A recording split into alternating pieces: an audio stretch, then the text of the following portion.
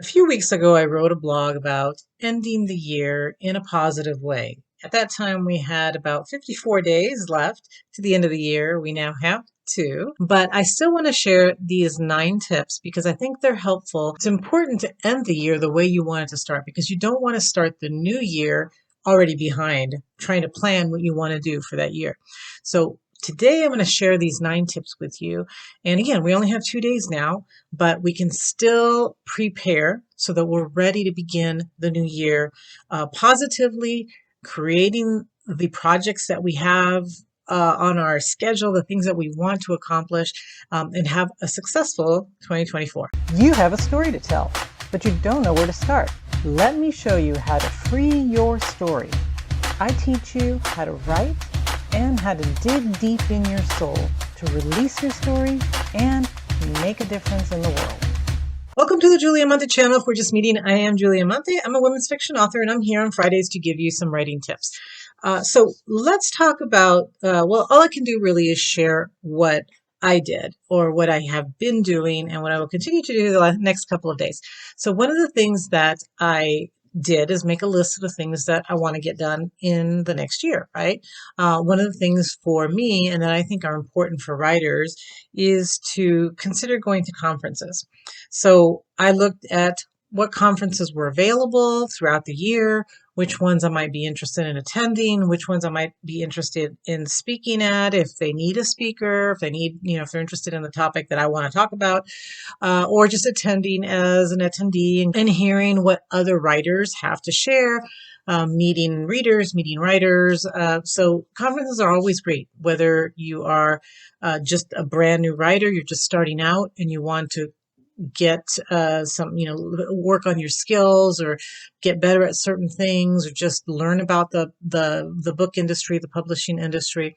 Or if you have been writing or are already a writer, it's a great place to, of course, network with industry people, with other writers, with readers. So conferences are great. So one of the things that I suggest is making a list of the ones that you're interested in, the time that you have available. So it might be like during the summer, you might have some time to get away for a weekend, and that might be a great time. Or maybe you are, available in the winter and you like to get away from a cold climate and go to a warm climate to go to a conference, or the other way around. You want to go spend some time in the snow. You might look for conferences in different parts of the country, different parts of the world if you are able to travel. But definitely look at some conferences that are going to offer the things that you're interested in and see if you can add them to your calendar for the next year. Another option, and I would say in addition to the conferences, so if you're able to go to the conferences, fantastic.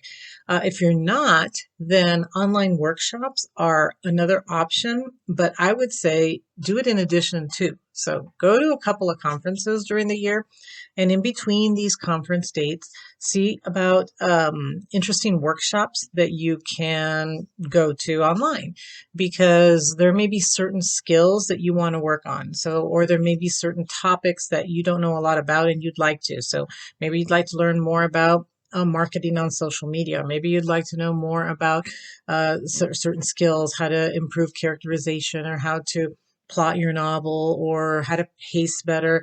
So there are workshops for just about everything in writing. I think we live in a really exciting time, and there are writers that are sharing what they know for free and for a paid workshop. Both are great, right? So if you can't afford it, then there's a lot of free information, and I would try to see if there are free workshops or there are free videos that you can watch, or if there are paid workshops that are worth it because you're going to be spending a certain amount of time really focusing on what it is you want to learn, right? So there might be like a 6-week workshop, let's say, that you can find and say, okay, I'm going to really, really focus on pacing. I'm really, really going to focus on plotting, or I'm going to learn about this topic and I'm going to take this workshop, right? So take a look at some of those online workshops. You don't have to leave your house. You can just dedicate some time during your week or during your day to go to the workshop and to learn what they're learning, to read what they're telling you to read, to practice what they're telling you to practice, and to improve yourself. Another great option is joining some social media groups. And you may be cringing because a lot of times we really don't like hanging out on social media. It's not people's favorite things to do, or maybe something that you really love to do. But make your social media time worth it. So join groups where people are talking about things. It's about writing, obviously, about important things that matter to you, not silly things or not the weather or not dogs. That's great. I share stuff about my dogs and cats all the time on my pages, on my social media pages. I obviously don't share them to the groups unless I belong to a group that talks about that. So I do belong to a group that talks about chihuahuas, and so we look at chihuahua pictures. So if I'm in the mood to look at chihuahua pictures or talk about chihuahuas, then I'll go spend some time on that social with that group, right?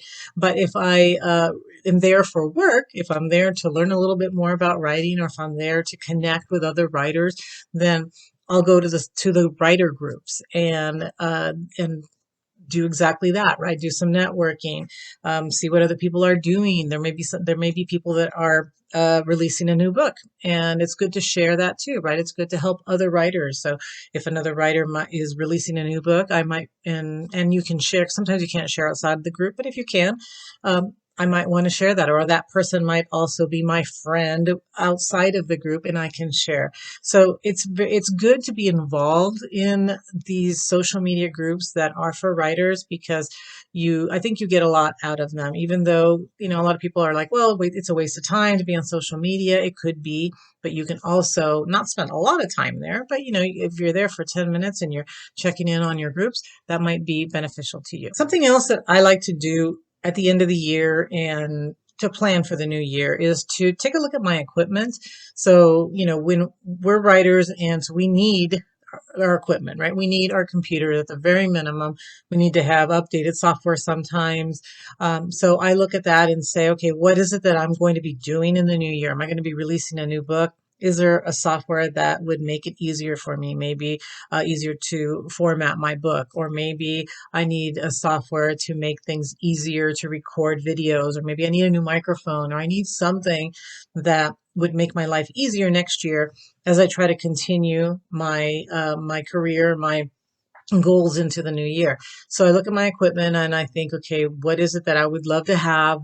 Can I afford to buy it? When can I afford to buy it? Maybe I can buy something at the beginning of the year, maybe something in the middle of the year, maybe something near the end of the year, so that I'm constantly buying new equipment and keeping up to date with things. And it doesn't have to be fancy. Last year I bought a new mouse because I travel back and forth between a couple of places, and I don't want to carry my mouse with me all the time. So it's like I bought one to leave over there, right? When I'm visiting that home, and when I'm here in this home, I already have my mouse. I don't have to carry it with me.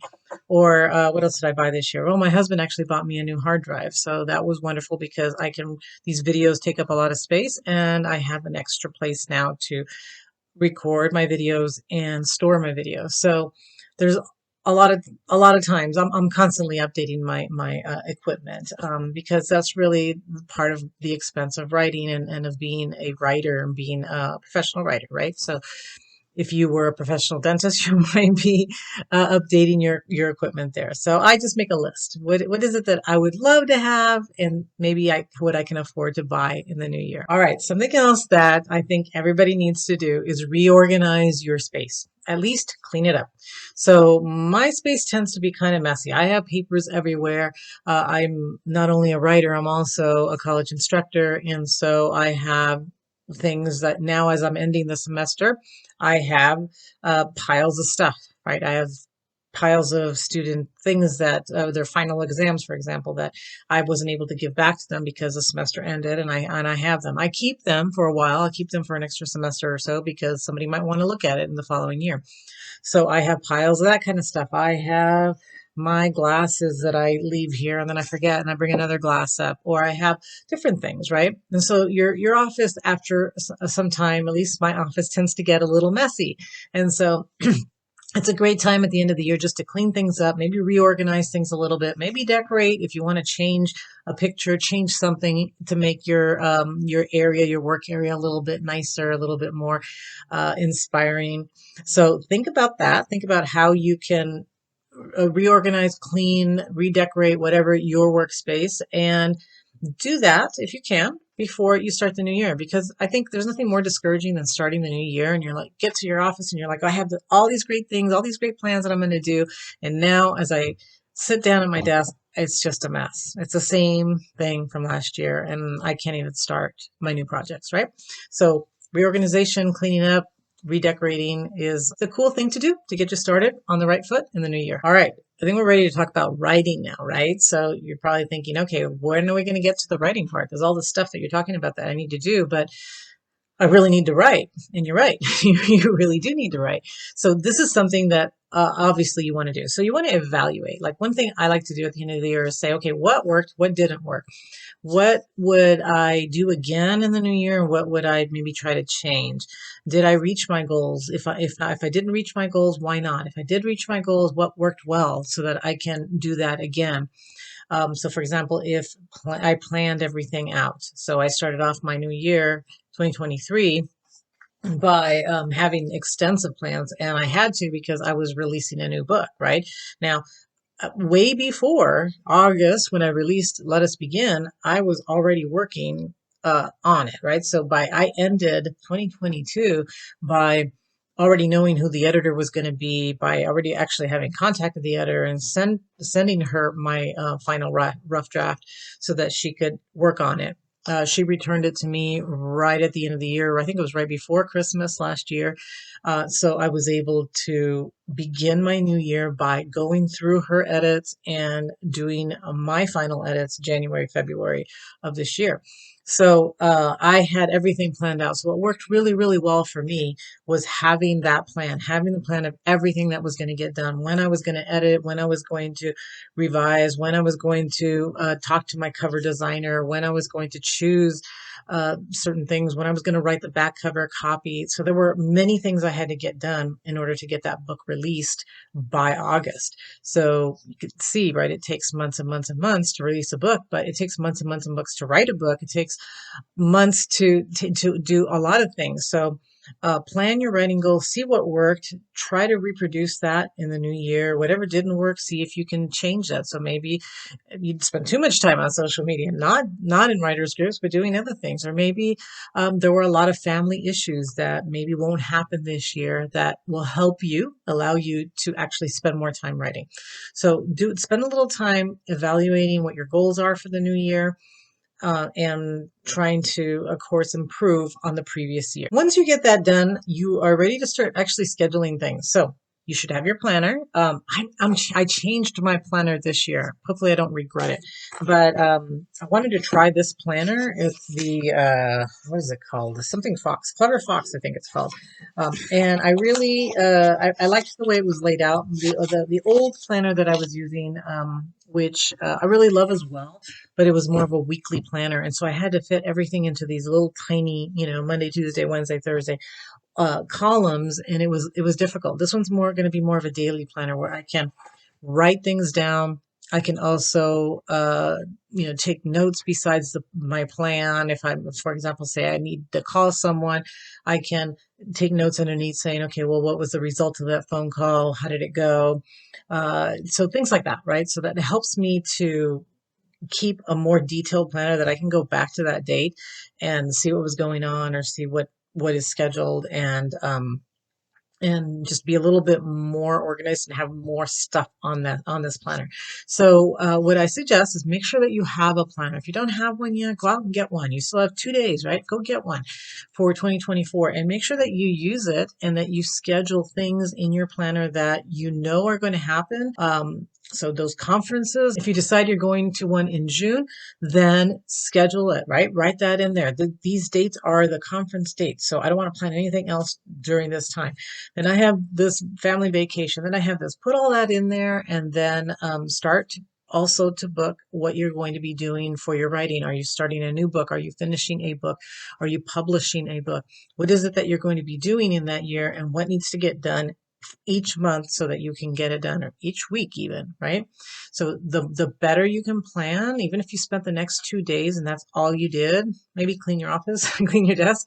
But if that's all you did is actually plan out what your goals are and what your schedule is going to be like, you'll be so much happier and ready to begin the new year to be successful, right? The rest of the stuff you can do later, right? So you might find like one conference that, okay, I really want to go to this one conference. Okay, I'm going to put that in there and then I'm going to research more later because I only have a couple of days. I can't research all of them.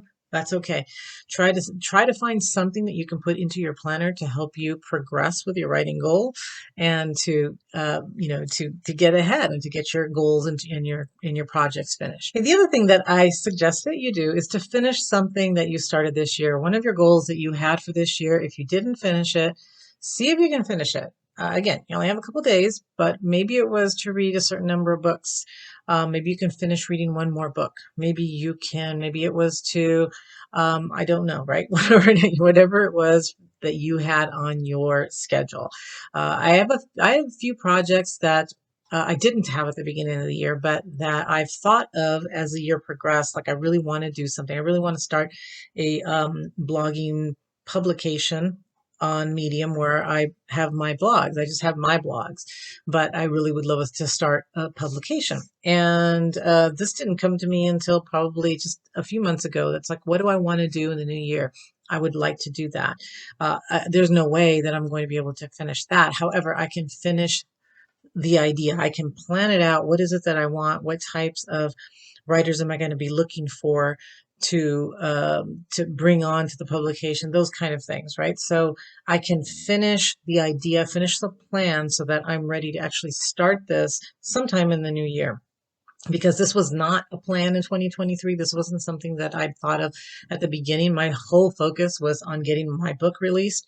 This is something that I thought of in the second half of the year. So if I don't get that finished, that's okay. I got the other things finished that were there, but there might be something. There could even be like cleaning out a closet. It doesn't have to be book related, but the idea is that if you finish, the more you finish from your goals list, the more things you had on there that you get done that you can check off, the better you're going to feel about yourself and the more confident you're going to feel about getting your goals finished the following year. So if you can, within the next couple of years, something that's pretty easy to finish, find one of the things that you wanted to do and get it done. Maybe it's just to donate a bunch of your stuff and junk that you have that's been sitting around and you want to take it and donate it and get it out of your house. That's perfect, right? That maybe it might clean out your room. It might clean out your office. It might make your house a little freer. Maybe you wanted to add more plants. Like that's one of the things I want to do in this office is just to add a few more plants. Not so much clutter, but just add a real, actual, alive plant into my office. Well, it doesn't take too long to go down and buy myself a plant and put it in my office. And then I've crossed off one thing from my goals list, right? So think about that. What is it that you can add? What is it that you can actually finish in 2023 that will make you happy and show you that you can accomplish your goals as you move on to the next year. Now, my last tip that I had when I wrote my blog, again, there were 54 days left, was take some time to relax. With the 2 days, if I'm telling you to do all this stuff, the last couple of days, you're probably not going to have a lot of time to relax. But maybe you've already done a lot of this and you're ready to just kind of enjoy the last couple of days of the year. And that's definitely wonderful, right? We don't want to start the new year exhausted. So having a couple of days just to relax, just to read a book, and just to do nothing, watch TV, silly movies, whatever, right? We all need a little bit of downtime. And it's good to have that at the end of the year so that we can start the new year refreshed and ready to tackle all our wonderful writing goals for the new year. So I hope that this has helped you. Again, I probably should have planned this video a little earlier in the year, but here we go. This is when we have it. So I hope that it helps you and I hope you can get some of it done. And I do wish you a wonderful end of the year and I look forward to seeing you again in 2024.